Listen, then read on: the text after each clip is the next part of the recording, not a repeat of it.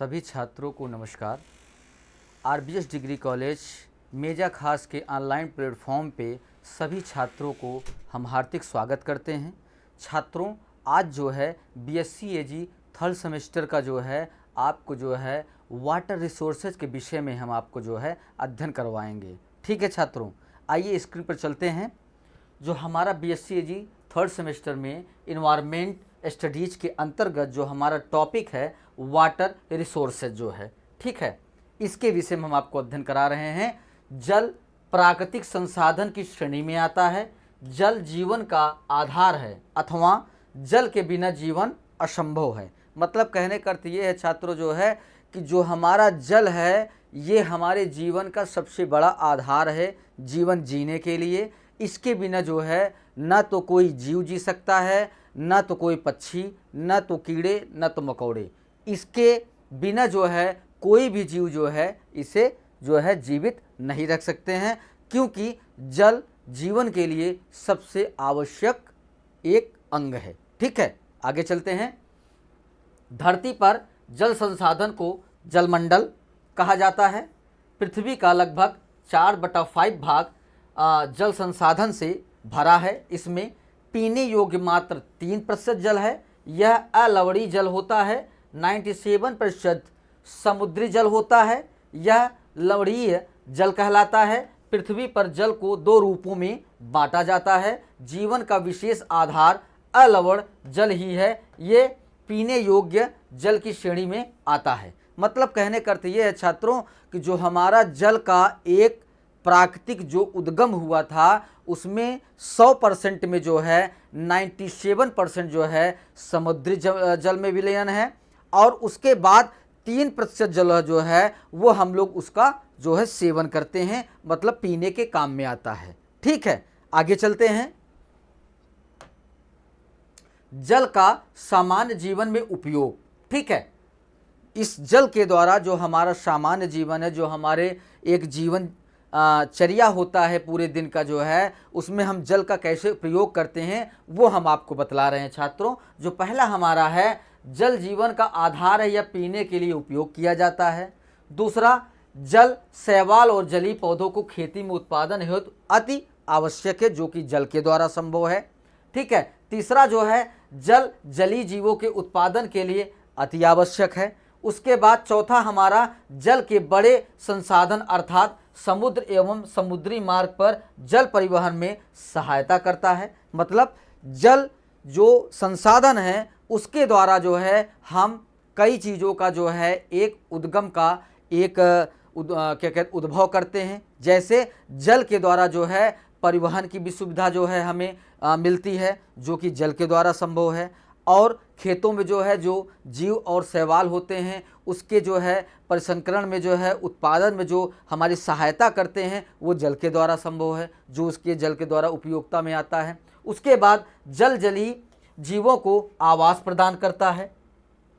फिर छठा जो है, जलीय संसाधनों की ऊंची लहरों को ऊर्जा स्रोत के रूप में प्रयोग किया जाता है। जैसे जो जल का जो ऊपर का स्तर है उसे अगर ऊपर से नीचे गिराया जाए जो है तो ये एक ऊर्जा का स्रोत बनता है। अगर एग्जाम्पल के तौर पे छात्रों अगर देखा जाए तो जो हमारा थर्मल पावर प्लांट है वो इसी जल के द्वारा ही क्या कहते हैं विद्युत पैदा करता है। ठीक है, आगे चलते हैं। मीठे जल का उपयोग पीने के साथ साथ सिंचाई इत्यादि के लिए भी प्रयोग किया जाता है। ठीक है, आगे चलते हैं। जल के स्रोत के प्रकार, टाइप्स ऑफ वाटर रिसोर्सेज। ठीक है, जल संसाधन वाटर रिसोर्सेज। सतही जल में जो हमारा आता है वो नदियां हैं, तालाब हैं, झीलें हैं, झरने हैं, जलधाराएं हैं। ठीक है, और जो हमारे भूमिगत जल में आता है वो जो है क्या कहते हैं पाताल कुआं है, नलकूप हैं, बावड़ी है, रिसन कुएं हैं, ये सारी चीज़ें आती हैं। ठीक है, उसके बाद क्या कहते हैं सिंचाई वर्षा आता है, बांध आदि जो है ये जो है एक टाइप्स ऑफ जल के स्रोत हैं। ठीक है, आगे चलते हैं। सतही जल जो है सरफेस वाटर। नदियां सतही जल का वह स्रोत है जिनका एक निश्चित स्थान से उद्गम होता है तथा यह बहकर बड़ी बड़ी नदियों में मिलती हैं। ये नदियां बहकर सागर में मिल जाती हैं। कुछ नदियां वर्षा के मौसम में ही प्रभावित होती हैं, इसके पश्चात यह सूख जाती हैं। मतलब कहने का अर्थ ये है छात्रों कि जो हमारी सतही जल होता है इसका उद्गम जो है कहीं एक शाखा से उद्गम होता है। जैसे अगर एग्जाम्पल में देखा जाए कि बड़ी नहर से छोटी नहर में अगर जलों का जो आवागमन होता है वो बड़ी जल से कहीं न कहीं सतही जल से उसे छोड़ा जाता है। फिर उसके बाद जब वो जल छोड़ा नहीं जाता है तो वो एरिया क्या होता है, सतही जल जो है जब वहाँ पे नहीं होता है तो वो एरिया सूखा हो जाता है। ठीक है, आगे चलते हैं।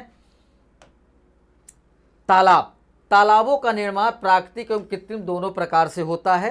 तालाबों में वर्षा का जल एकत्रित होता है, इनका जल स्वच्छ होता है तथा कुछ तालाबों का जल गंदा भी होता है। कुछ तालाबों के वर्षा के मौसम के भरते रहते हैं, कुछ तालाब पूरे साल पूरे भरे रहते हैं या अस्थायी तालाब के श्रेणी में आते हैं। मतलब कहने का अर्थ ये छात्रों जो है कुछ तो तालाब जो है प्राकृतिक निर्माण होते हैं, जो प्रकृति के द्वारा जो है उन्हें तालाब जो है, कुछ जो है कृत्रिम मनुष्यों के द्वारा बनाए जाते हैं। वहाँ पे जो है पानी को, वर्षा के पानी को एकत्रित किया जाता है, फिर उस पानी को जो है किसी न किसी माध्यम से जो है, किसी न किसी संसाधन से जो है उसे जो है एक जगह से दूसरी जगह भेजा जाता है। ठीक है, आगे चलते हैं।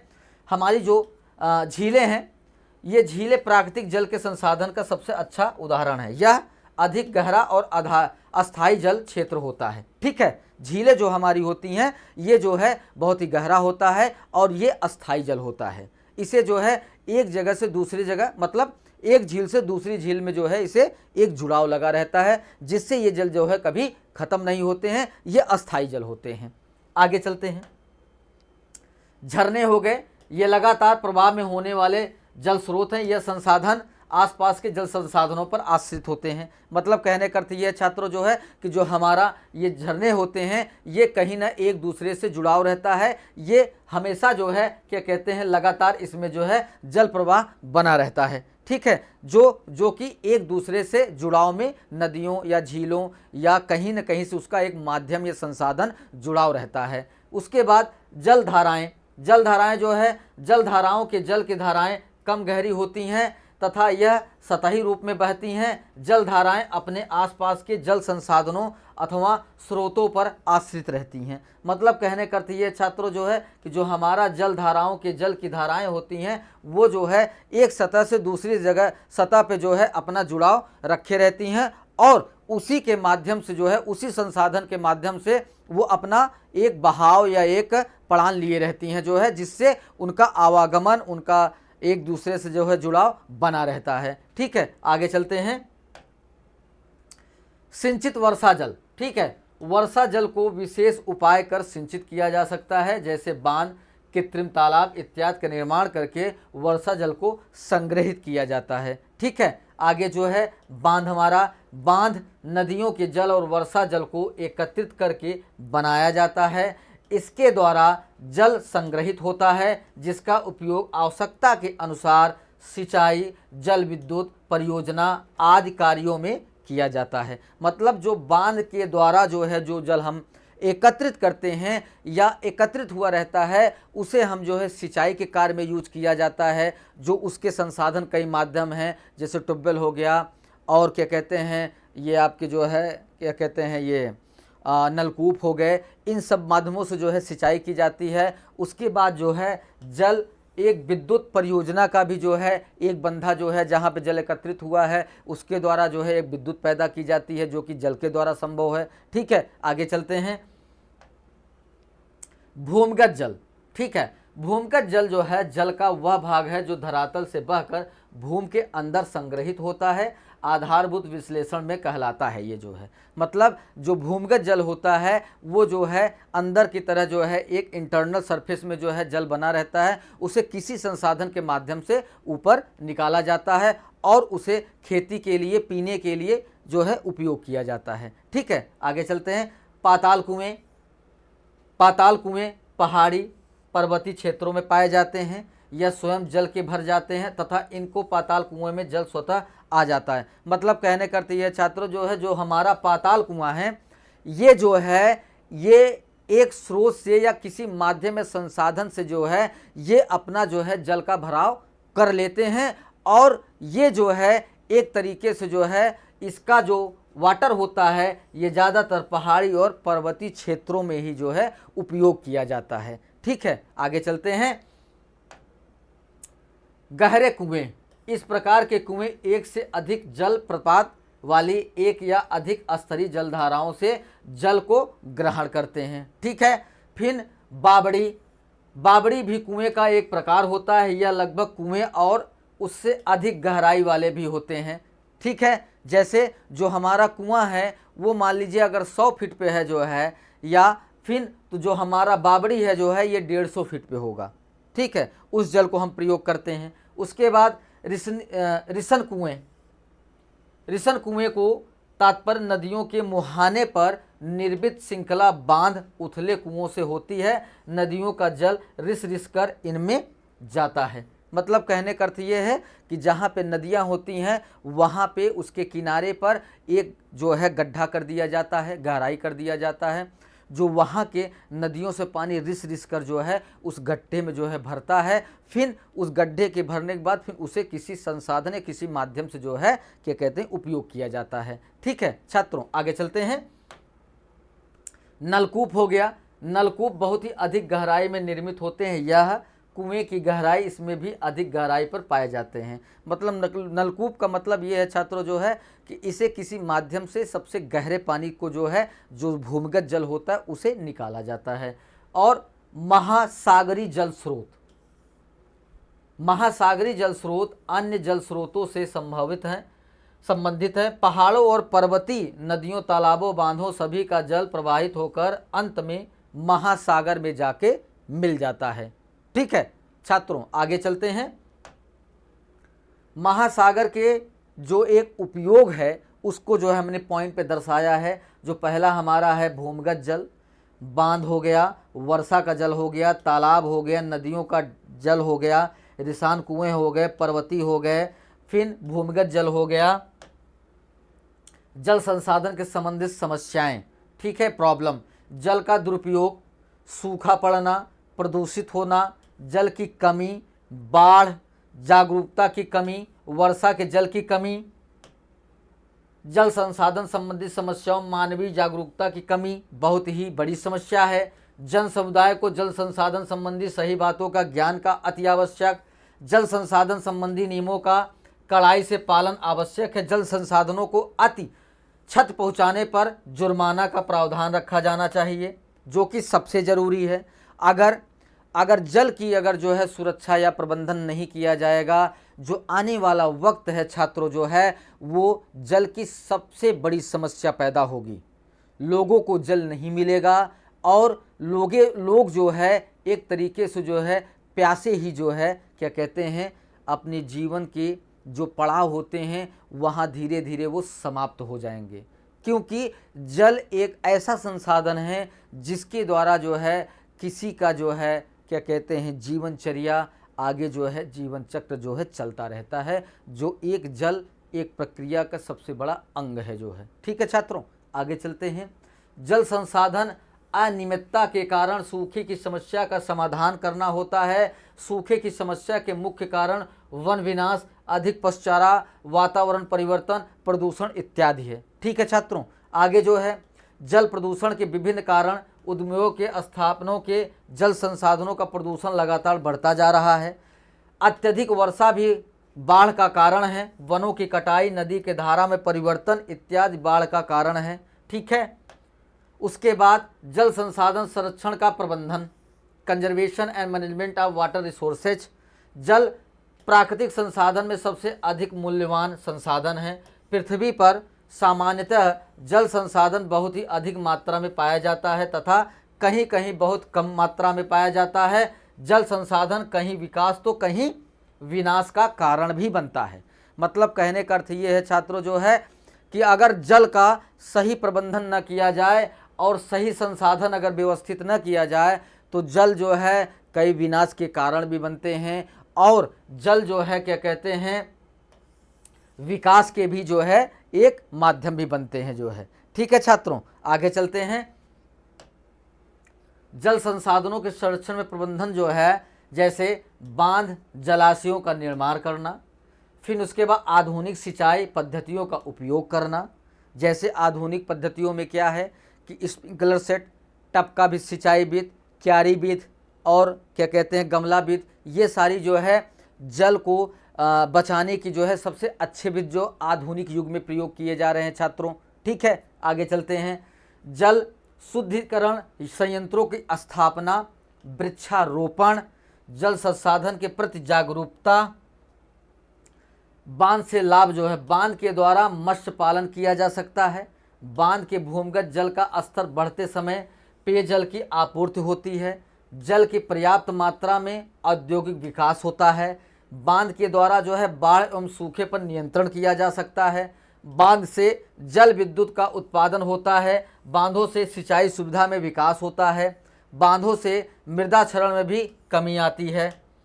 ठीक है, बांधों की जो समस्याएं हैं वो हम आपको बतला रहे हैं। बांध के निर्माण से लाभ के साथ साथ समस्याएं उत्पन्न भी होती हैं। यह समस्याएं सामाजिक, पर्यावरण, आर्थिक भी होती हैं। बांध के निर्माण के लिए बहुत से अधिक संख्या में वृक्षों की कटाई होती है, वनों का नाश हो रहा है, जिसके कारण जो है बांधों में समस्याएं आ रही हैं। फिर उसके बाद वनों के नाश से प्राकृतिक परिवर्तन की समस्या उत्पन्न हो रही है। फिर उसके बाद वनों के नाश से वनों में रहने वाले जीवों का आवास का जो है एक तरीके से हनन हो रहा है। फिर उसके बाद बांधों के टूटने से जन धन की हानि भी हो रही है, जो सबसे ज़्यादा हो रही है। ठीक है, उसके बाद बांध के दुर्घटनाग्रस्त होने से बाढ़ की स्थिति बन जाती है।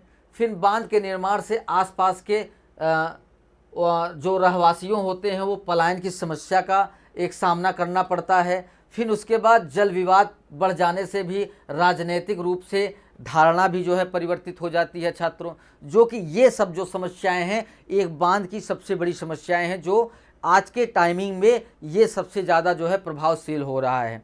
ठीक है, आगे चलते हैं। जैसे बाढ़ के विषय में बतला रहे हैं हमको। बाढ़ एक प्राकृतिक आपदा है, यह विश्वव्यापी प्रकोप है। बाढ़ अर्थात जल का अत्यधिक रूप में ऐसे स्थानों पर भराव जहां पर सामान्य रूप से जल नहीं होता है और बाढ़ कहलाता है। ठीक है छात्रों, आगे चलते हैं। बाढ़ के कारण अत्यधिक वर्षा बाढ़ का विशेष कारण है। अत्यधिक वर्षा से नदियों का जलस्तर बढ़ता है, जिससे आसपास का स्थान जलमग्न हो जाता है।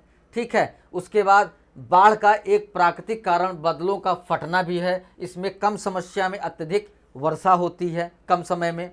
फिर उसके बाद लंबे समय तक लगातार वर्षा होना भी बाढ़ का एक मुख्य कारण है। फिर उसके बाद नदियों का उथला होना भी बाढ़ का कारण है। जो नदियों का उथला होना, उसमें गाद अवसाद के भरने के कारण जो है सबसे ज़्यादा बाढ़ का जो है मेन कारण बनता है छात्रों। फिर बाढ़ का नियंत्रण, सर्वप्रथम नदियों के प्रवाह को उत्पन्न अवरोध को दूर करना चाहिए, जिससे वर्षा जल नदियों में पाए जाने न जन समुदाय क्षेत्रों में न फैले। फिर उसके बाद वृक्षारोपण करना भी बाढ़ के प्रकोप के लिए कम करने का उत्तम प्रयास है। फिर जल संसाधनों की सफाई, गहराई इत्यादि पर ध्यान दिया जाना चाहिए। फिर नदियों के तटों पर बांध का निर्माण छोटे छोटे आकार में होना चाहिए। फिर वर्षा के जल के संग्रह हेतु झीलों और छोटे छोटे तालाबों का निर्माण करना चाहिए, जो कि बाढ़ के नियंत्रण का सबसे अच्छा उपाय है छात्रों जो है। ठीक है, आगे चलते हैं। वह इलाके जो बाढ़ के ग्रस्त स्थानों में आते हैं, उन स्थानों पर मानसून आगमन के समय ही प्रबंधन का प्रयास करना चाहिए। बाढ़ ग्रस्त स्थानों पर आवश्यक सामग्री उपलब्ध कराना आवश्यक होता है। बाढ़ ग्रस्त इलाकों में पुनर्वास कार्यों में भोजन, औषध इत्यादि को प्रदान करने का कार्य किया जा सकता है जो है। जैसे फिर उसके बाद जो बाढ़ का जो हमने बतलाया, उसके जो कारण थे, फिर उसके नियंत्रण के उपाय थे वो हमने बतलाए। उसके बाद सूखा जो है, क्या कहते हैं, सूखा में जब प्रॉब्लम आती है, वो जो जहाँ पे जल संसाधन की व्यवस्था नहीं होती है, वहाँ पे जब सूखा की समस्या होती है, उसके विषय में हम आपको बतला रहे हैं छात्रों जो है। सूखा एक प्राकृतिक आपदा की श्रेणी में आता है। यह आपदा जल की कमी के कारण पैदा होती है। सूखा सही मायने में जल के अभाव के कारण होता है। यह स्थिति बढ़ते बढ़ते समस्या का रूप धारण कर लेती है, जिससे जीव जंतु मरने की स्थिति में आ जाते हैं। ठीक है छात्रों, आगे चलते हैं। वर्षा के सूखे के कारण, वर्षा की कमी होने के सूखे का विशेष कारण है वनों का लगातार कम होना। फिर उसके बाद पर्यावरण का संतुलन बिगड़ना भी सूखे का विशेष कारण है। मरुस्थल क्षेत्र का निरंतर फैलना ये पानी का सबसे बड़ा कारण है। वातावरण में प्रदूषण भी सूखे का कारण बन जाता है। अत्यधिक पशु चराई से भी जो है सूखे का कारण बनता है छात्रों, ठीक है। उसके बाद सूखे का प्रभाव, सूखे से जीव जंतुओं का जीवन प्रभावित होता है, अतः बढ़ते बढ़ते सूखे की स्थिति जन समुदाय के पशुओं की मृत्यु तक पहुंचा जाता है। सूखे का जीवों के स्वास्थ्य पर प्रतिकूल प्रभाव पड़ता है। फिर उसके बाद भोज्य पदार्थों की कमी होना भी लगता है, बेरोजगारी की समस्या उत्पन्न होती है, पारिस्थितिकी संतुलन भी बिगड़ता है जो है, ठीक है छात्रों। फिर इस जो समस्या सूखे के प्रभाव के कारण होता है, ये सबसे बड़ी समस्या है छात्रों। अगर जहाँ पे जल का अभाव है जो है, वहाँ पे सूखा कि जो भी वहाँ पे प्रवासी आवास अपना बना के रह रहे हैं, वो सूखे की समस्या को बहुत ज़्यादा झेलते हैं, ठीक है छात्रों। जो कि हर समय जो है उन्हें ये लगता है जो है कि कब हमारा जीवन समाप्त हो जाएगा। बिना जल के जीवन संभव नहीं है छात्रों जो है, ठीक है। आगे चलते हैं। यहाँ पे ये टॉपिक आपका समाप्त होता है छात्रों। अगली टॉपिक के साथ हम इस प्लेटफॉर्म पे उपस्थित होंगे छात्रों। सभी छात्रों को धन्यवाद।